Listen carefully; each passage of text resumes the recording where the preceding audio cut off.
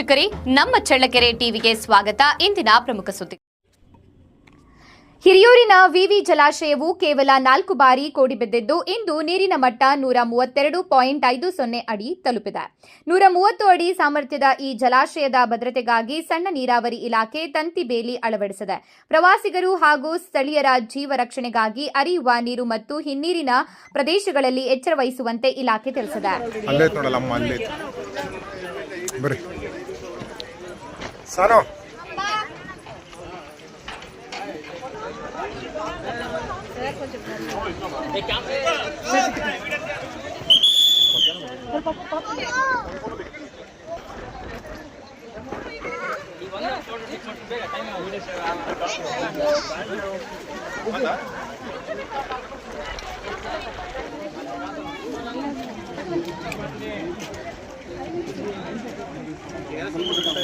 Sana.